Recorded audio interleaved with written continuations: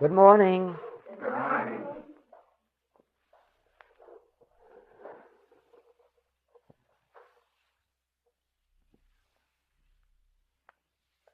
A question is in the mail this morning from England. It opens up a very interesting subject. The letter, first of all, was one of appreciation for the April letter on the subject of immortality, and then one of appreciation for the fact that the message of the infinite way combines the letter of truth with the spirit of truth and makes an important point of the letter of truth, since this man, who is a metaphysical teacher, has realized that trying to convey a spiritual idea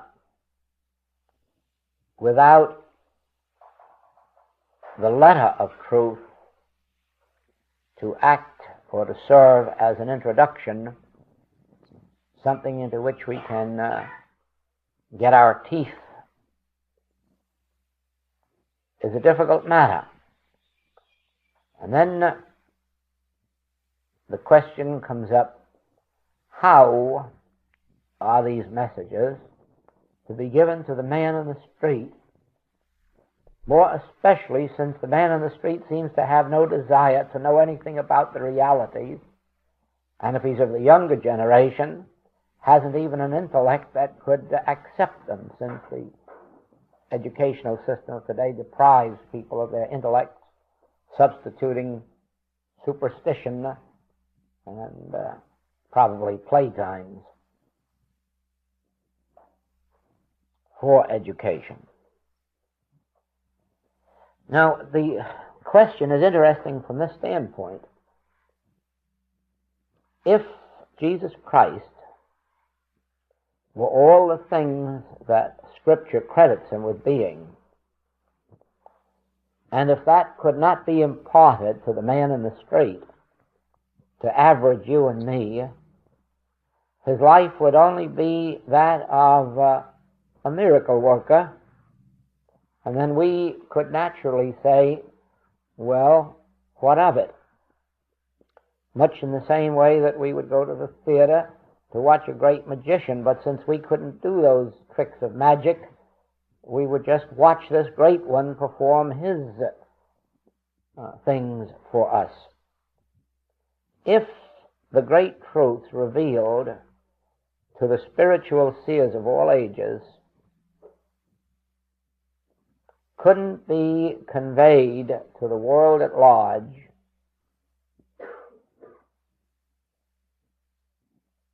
then these seers would only be, so far as we're concerned, magicians or miracle workers with no import in our experience. But you see, the fact that there have been a dozen of these saints or more must indicate that in some way it is possible for us to become aware of these truths, these principles, and embody them in our experience. And if it is possible for us to embody these great truths and demonstrate them and in some measure live them, it must be possible for all mankind. There is no such thing as a law of God which is meant for one man or for one group of men. There is no such thing as a law of God which is meant for us but not for our neighbors outside. It certainly would not be loving our neighbor as ourselves to believe that we have some capacity for good living that they haven't got. Now, it is true that if you present this message to the world as a spiritual truth or a spiritual reality, you find that the public has no interest in it. If you present it to them as a way to get healthy, wealthy, and wise, they will have interest not in the message, but in getting healthy, wealthy, and wise, and thereby they lose the message.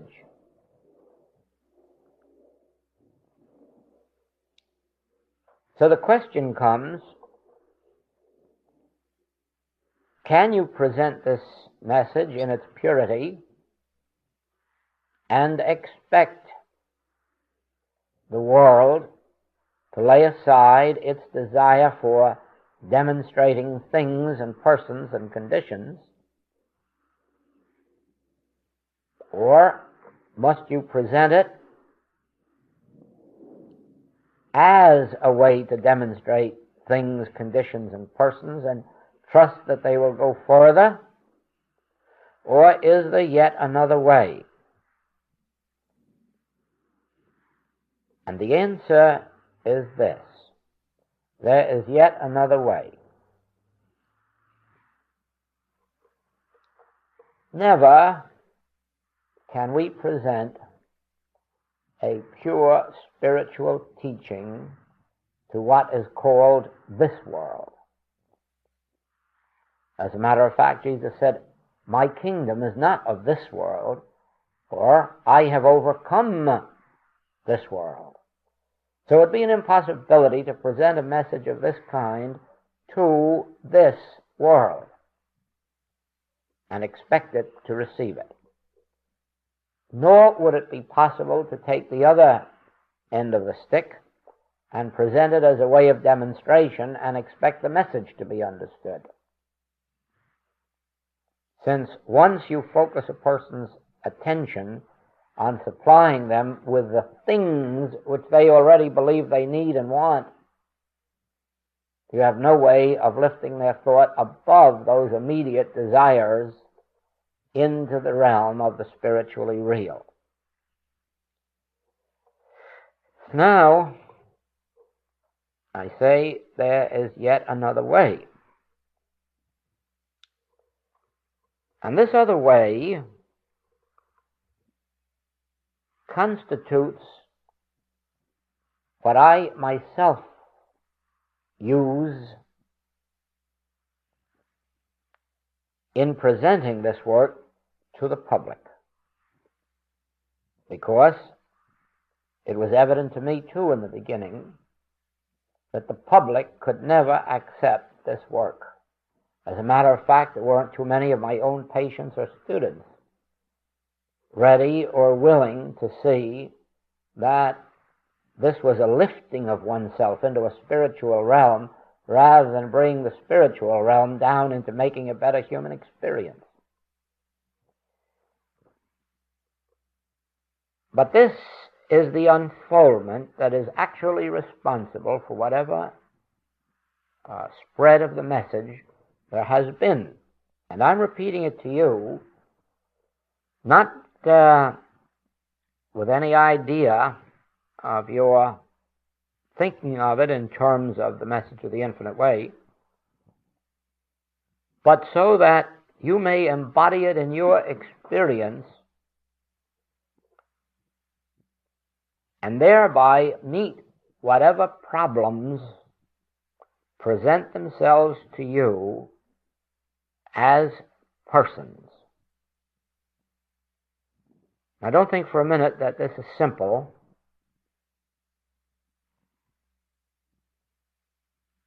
Or that it's easy for me to present it to you.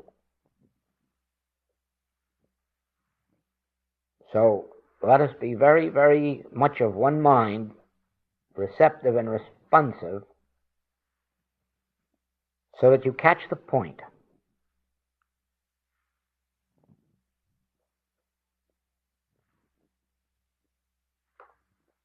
Error is never a person. It is never a thing.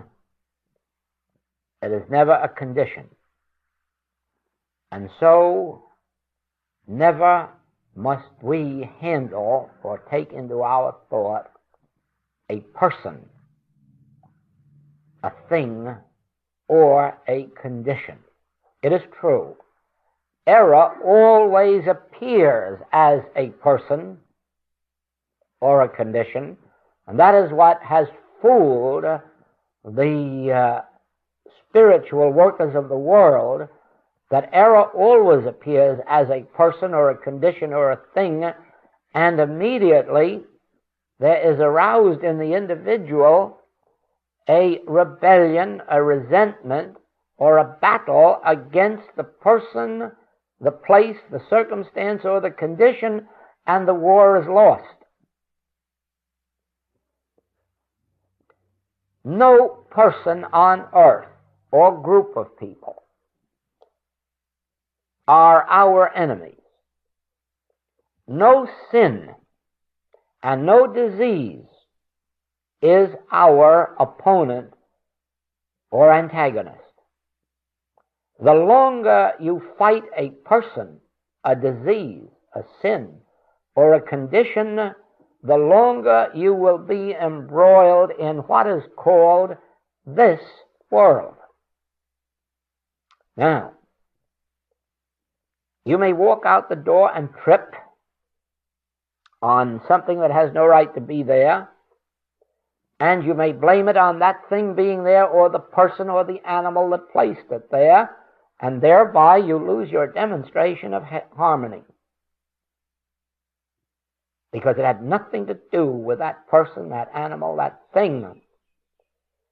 In the same way, there may be some individual or group of individuals standing between you and your harmony, and you are trying to treat them, or treat for them, or treat that something be done about them.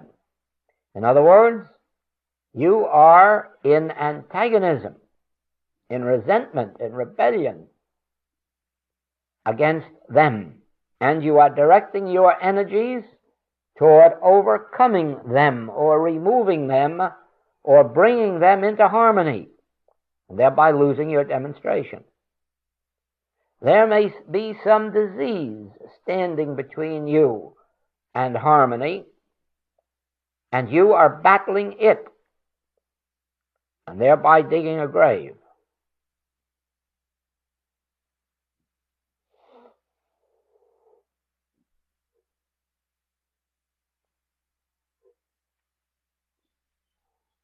If I had gone out into this world trying to convince people about the rightness of the message of the infinite way, I probably still would be sitting in a little office in Hollywood with a few people calling on me once in a while. But the secret is this: there is a universal force, a universal belief, a universal hypnotism, which is the source of every discord that comes into our experience. Every limitation, every sin, every temptation, every disease that comes to us is but an effect of a universal force or power, which, remember, in and of itself is not power. It is only power because of acceptance in the human mind. If it were a power, we couldn't overcome it. If it were a power, we couldn't dispel it. It is not a power, but to world sense, it is the only power which we have to consider in the meeting of sin, disease, death, lack, or limitation. In other words, what I'm trying to say is this: no person is ever dying. Now try to understand this. No person is ever dying. And if you're ever called upon to help the case of a person who seems to be near death, don't try to save their life, because you won't succeed. But handle the age-old universal belief of a life apart from God, a life which had a beginning and must have ending, handle the universal mesmerism of death. Because you see, there is a universal hypnotism which says that everybody who's born must die. And that same hypnotism says we were born, that we were created of matter, born of man and woman. Now, this is not a personal belief. This isn't just the belief of you individually as a mother or as a father. This is a universal belief that existed since time began. It is a universal belief in birth, which results in a universal belief in death. And what we're handling here is not birth or death, but the universal belief, the universal hypnotism, which appears as an individual person dying. Let's put it this way. Close your eyes for a moment. And let us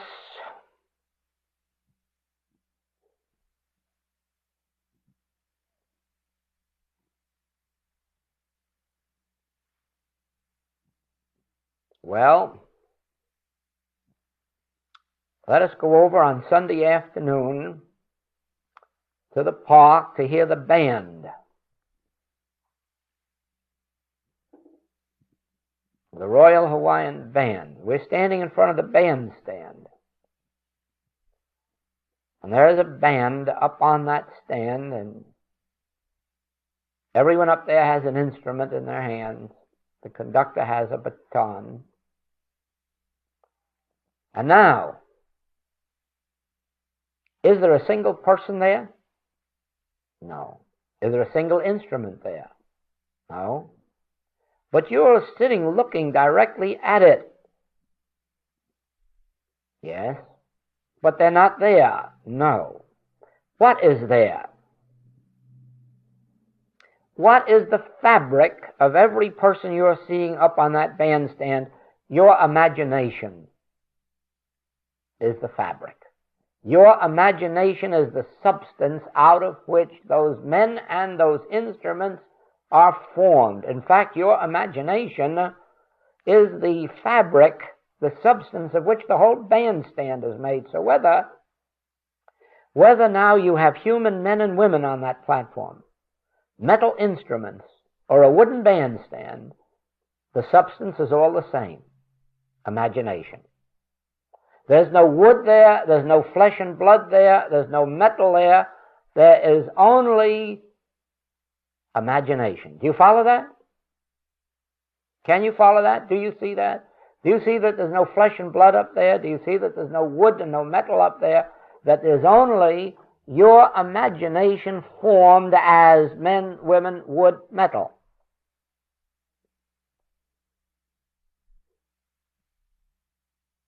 Supposing you were dreaming right now, and now you're dreaming that you're out here in the water,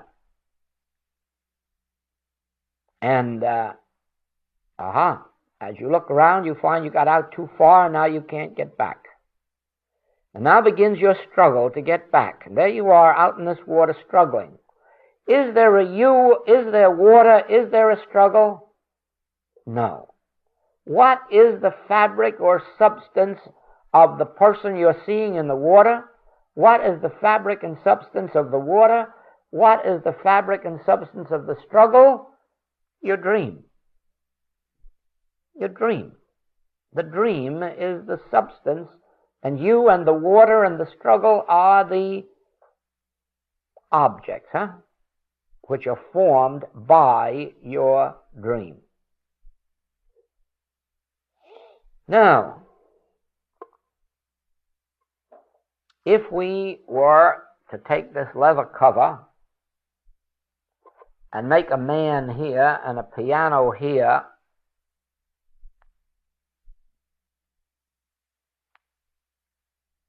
and the sky over here, we would still have neither man, piano, nor sky. We would have leather. In the destruction of leather, there would be the destruction of the man, the piano, and the sky. In the destruction of your dream, there was the destruction of the you and the water and the struggle. In the destruction of your imagination, there was the disappearance of the band and of the instruments and of the bandstand, right? Now, supposing in that first case you had started out to eliminate each one of the men from the bandstand, you'd have still been left with instruments after a hard struggle getting rid of all those men. Then you'd have to get to work tearing out those instruments. And after you got through with that, you'd have to tear out the bandstand. And you could have done all that by stopping your imagination in one stroke. Right?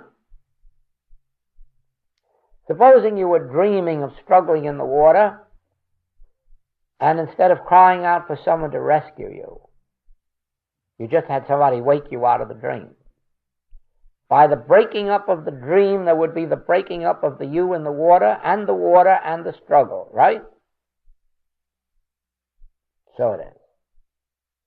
The fabric of the discords of human experience is a universal hypnotism, a universal belief, or a series of universal beliefs. That's the fabric of every sense of limitation that can come into your experience, whether it's limited finances or limited health or limited family relations or limited human relations or limited business or discordant experiences.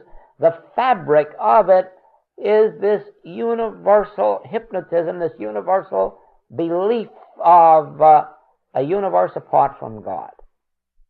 Now, when Jesus says, I have overcome the world, he did not mean that he had overcome all the people in the world and all the evils of the peoples in the world, because he didn't, his ministry didn't last long enough to battle all those people. He overcame the world in one stroke by realizing that the world that needed overcome was made up of this mesmeric illusion. And all he had to do was destroy the mesmeric illusion, and all the people and all the circumstances and all the conditions of limitation disappeared. Do you follow that?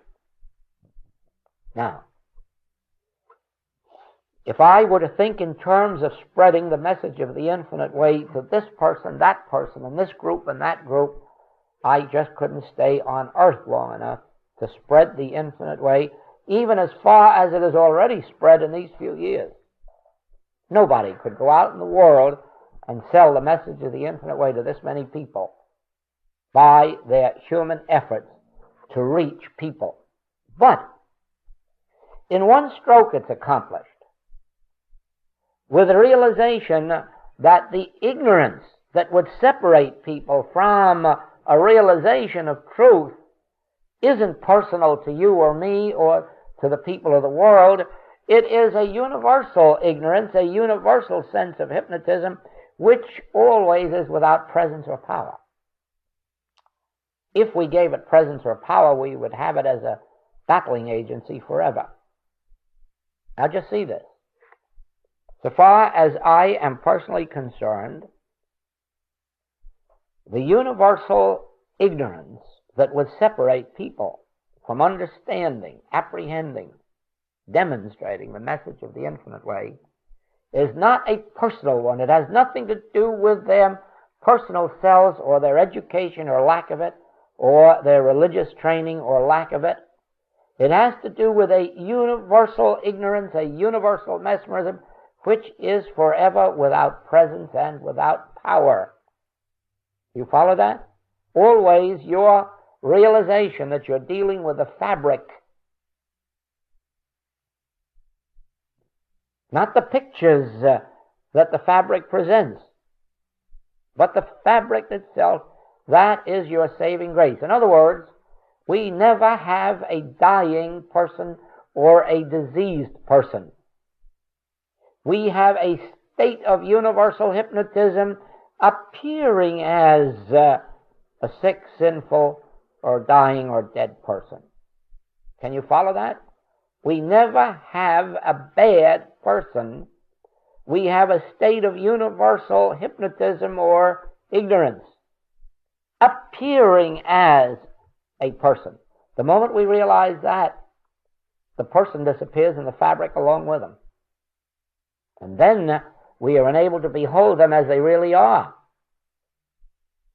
That is why to get resentful of a person or condition is just to mire yourself into it. To battle a person or a condition is to get embroiled in it, is to get ensnared in it. There is only one way to escape from the delusion of sense. There is only one way to escape from evil people, evil plots, evil plans, evil of any form in the world, and that is to stop battling them and to realize that behind them is the fabric, the dream fabric of which they are constituted. And to know that that dream fabric is illusory, has no actual creative principle, since God did not create it. Therefore it has no existence, no law to sustain it, no substance, no continuity. That destroys it. Now, there is no clearer illustration than this one, because it is extreme. We have no dying person. We have an illusory sense of death. When we handle that, the dying person jumps up and says, "Here I am," all new and fresh. Because you haven't done anything to a dying person which didn't exist to begin with. You destroyed the fabric of the appearance, the fabric of that which was appearing. There's no other way. There is no other way of overcoming this world. This vision came to me through, and behind it is every bit of healing work that is ever done in my experience. This experience came to me, this unfoldment, because of a paragraph that is in a book concerning the life of Buddha. This life of Buddha was showing the experience that came to him at that time when he still knew nothing of disease in the world, of death in the world, of any form of limitation in the world. And on his first trip out into the world, he beheld a sick man, a corpse, and a beggar.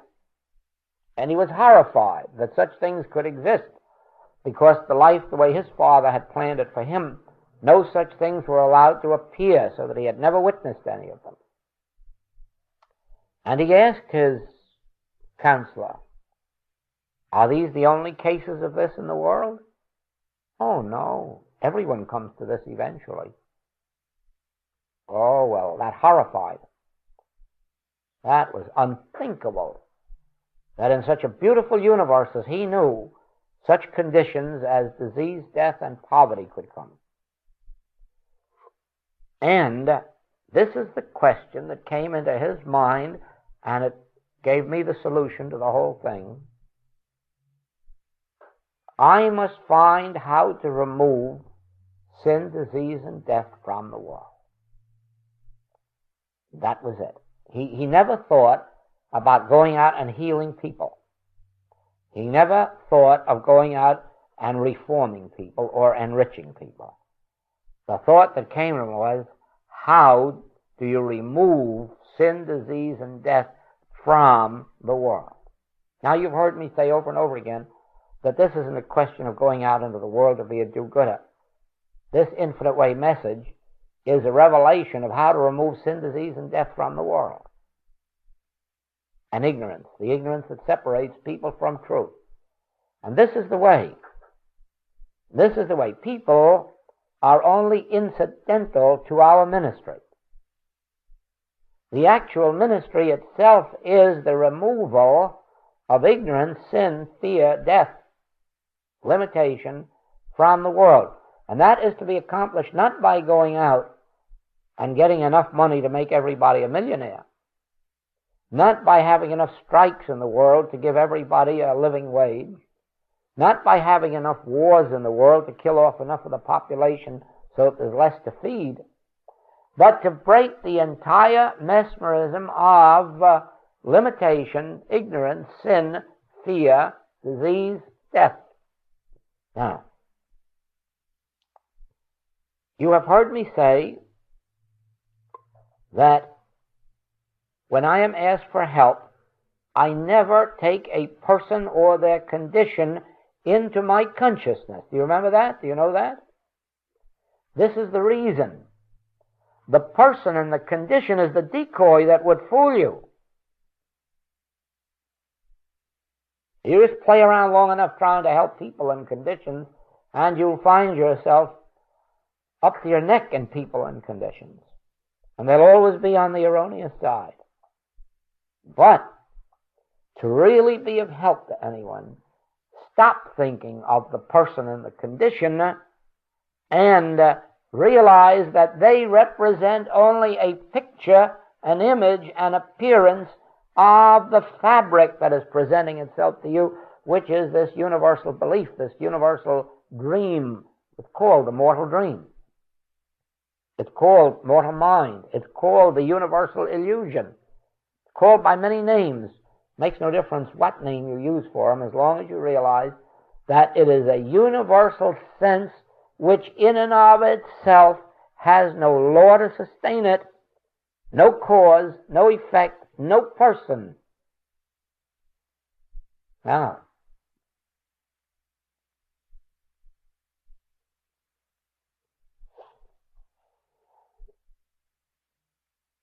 we are never going to solve our individual problems any more than we are going to solve national and international problems by trying to change people, heal them, or reform them, or enrich them. We are only going to bring harmony, first of all, into our individual world by seeing every discordant person, thing, condition as a picture produced by this illusory substance called the dream of mortal mind, or universal illusion, or universal hypnotism, universal belief, if you like, universal nothingness, appearing as people, appearing as conditions. Never try to save a dying person. Never try to save a poor person or enrich one. Never try to cure a diseased person. Always instantly remember that you are dealing not with a person, not with a condition, not with a thing, but with an hypnotic suggestion, with an hypnotic influence, with an hypnotic picture which has no existence outside of the human mind, human belief, human appearance. Then you will find that you destroy the entire fabric of which all error is made.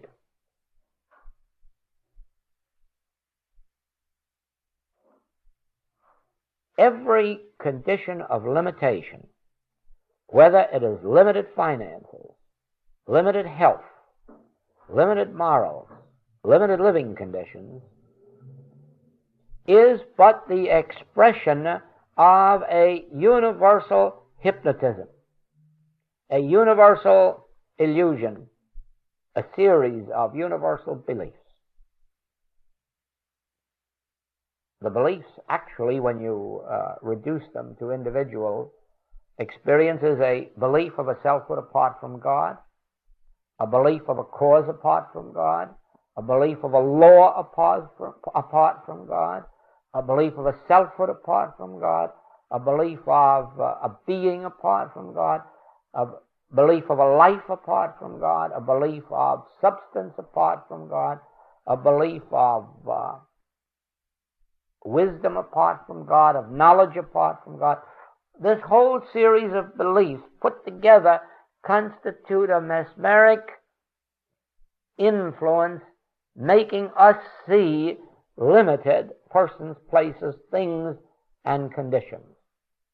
You can break down this atom dream into its component parts, and you'll find that the atom dream is made up of the belief of a life apart from God, of a selfhood or a law apart from God, of a substance or an activity or a cause apart from God.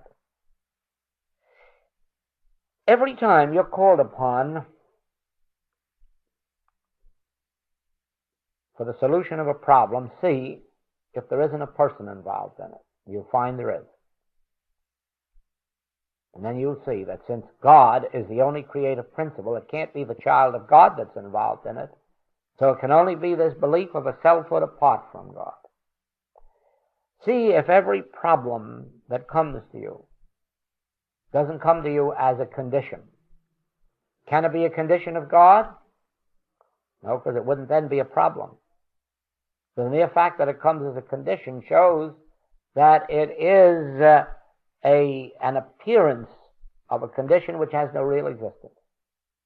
Because actually there is neither a person nor a condition apart from God. Then any appearance of such must be a part of what's called the atom dream, or the mortal dream, or the illusory sense of existence, or Jesus called it this world. You know that we would all find it very simple to meet the cases that come to us for help if we could just say this world and smile at it. If we could say, oh, this is just a condition of this world, the illusory world, not of the real world, not of God's world, and then drop it. You'd be surprised how quickly it would yield.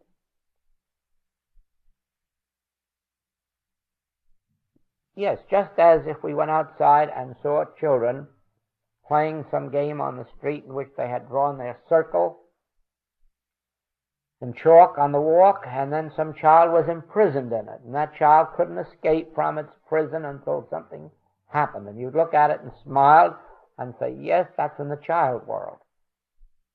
And so instead of bothering to go and extricate the child from its prison, you would just smile and walk on, knowing that in reality it was not in any prison, it was in a child world.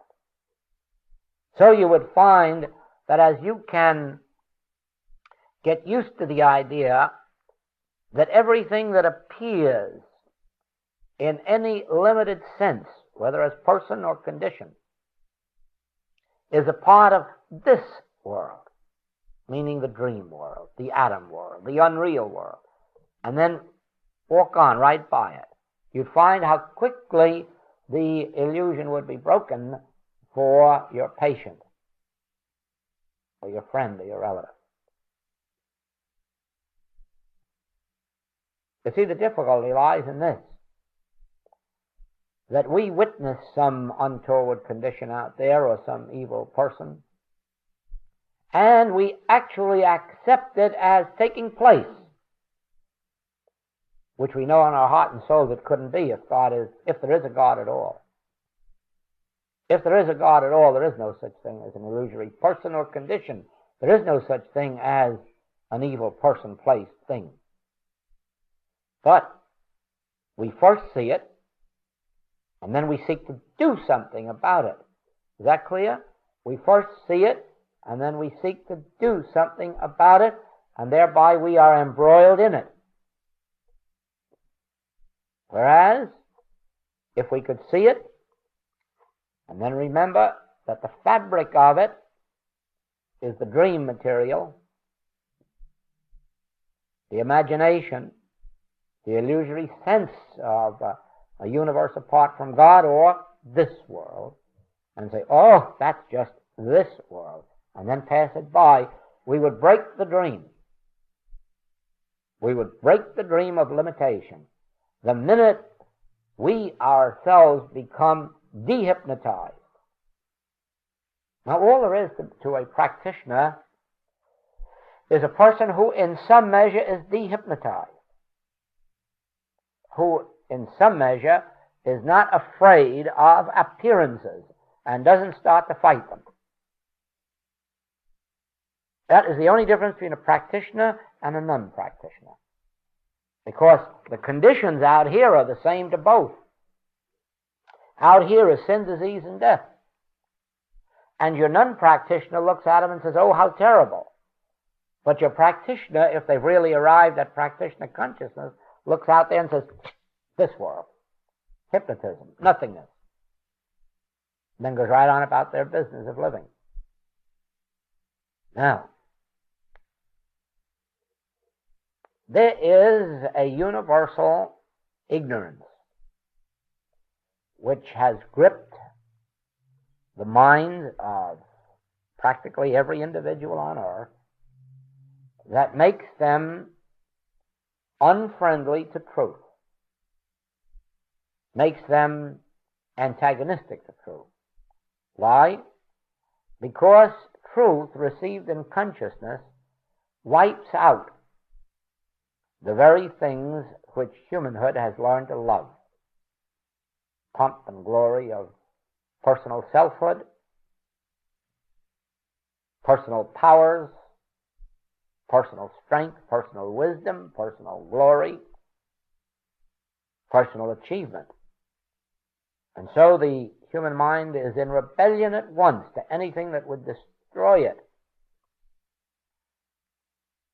The human mind doesn't like to hear, I can of my own self do nothing. The human mind doesn't like to hear, why callest thou me good? There is but one good, the Father in heaven. The human mind is set on glorifying itself. Oh, see my strength, see my wisdom, see my beauty, see my powers, see my health, see my wealth. I did that. I did all that.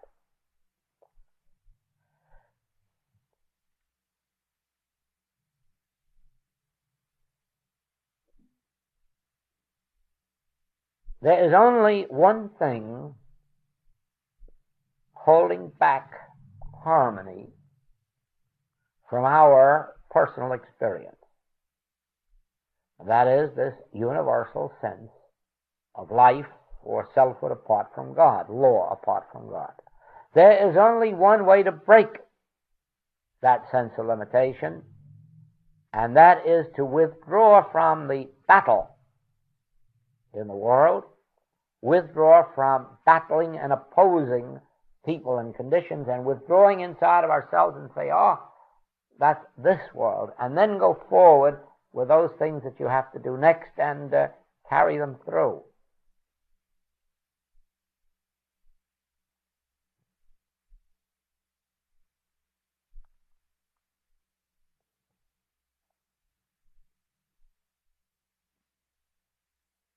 When we are told that there is no use praying if we have aught against any man, we just stop praying.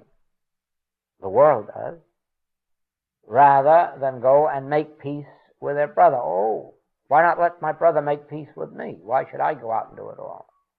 And so the world keeps on either not praying or praying in such a manner as to ensure that there will be no answer to his prayer, which is by not first making peace with his brother. Or, as our friend here said, pray for peace every day, but your prayers won't be answered unless you are living the Christian life. Oh, well, we're not going to live the Christian life, but we'll keep on praying just the same, even though it isn't going to get us anywhere.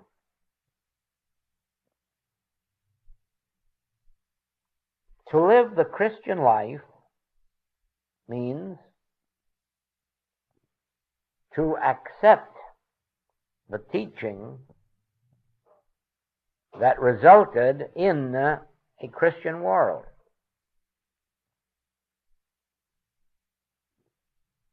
To live a Christian life means to love thy neighbor as thyself.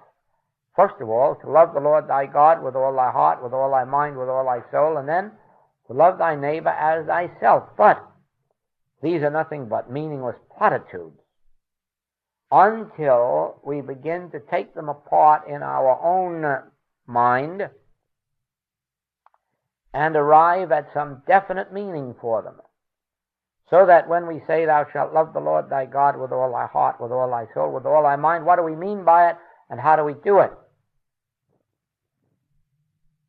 Well, each one may have a different experience, but mine, of course, was the fact that to love the Lord thy God with all thy heart means to have all faith in the infinite, invisible as the reality of life, appearing outwardly as effect, and therefore not to unduly love and never to hate or fear that which is in the physical or mental realm.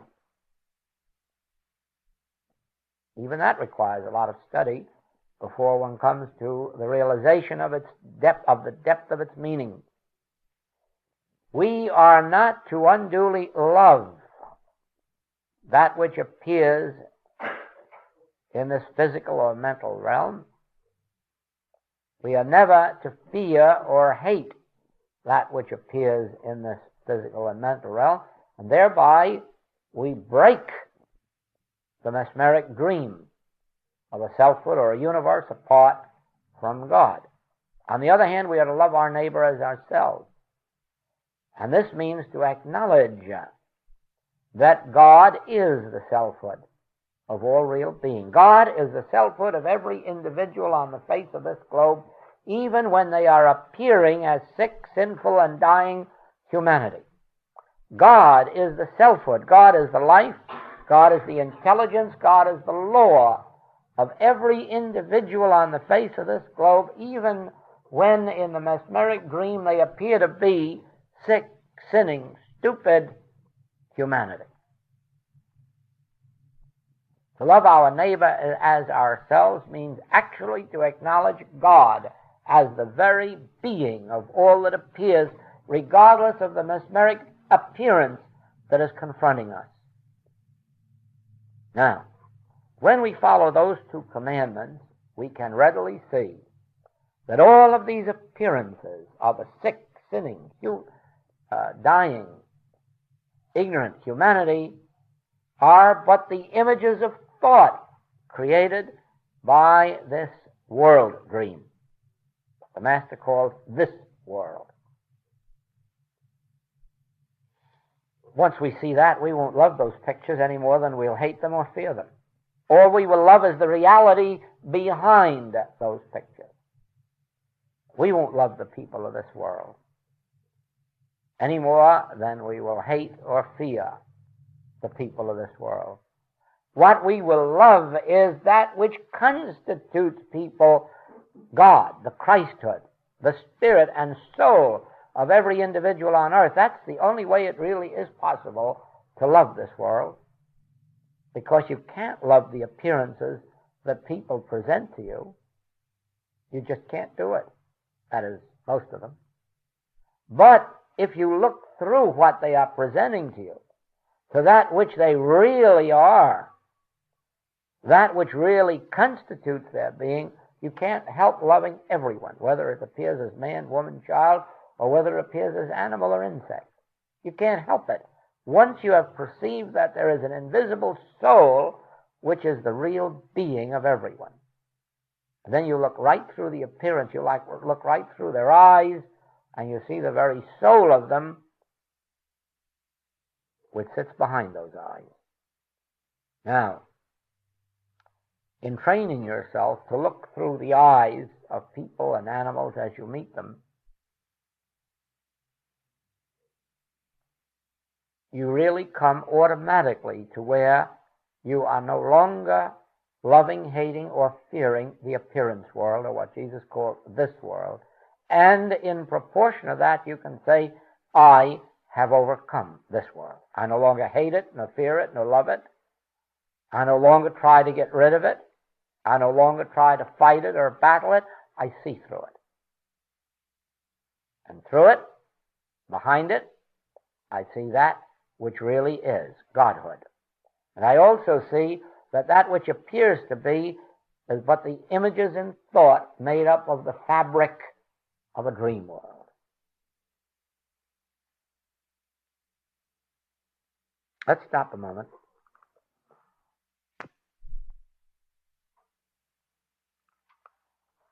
Now, the time will come when you will recognize that whereas there are other lessons which lift us up to cloud 9, there are other lessons that seem to be more spiritual, more uplifting. And you will know that there are other lessons you'd rather read or listen to than this one. The day will come when you will recognize that you can do without all the other lessons and all the other books there are in the whole teaching and exchange them all for this one. But that doesn't by any manner of means mean that you can give this lesson to beginners, because you can't. They have no background, they have no foundation through which to receive it. This is, without any question of doubt, the not only deepest lesson of the message of the infinite way, it is the one I give seldom, probably not more than 4 times in 8 years have I given this lesson.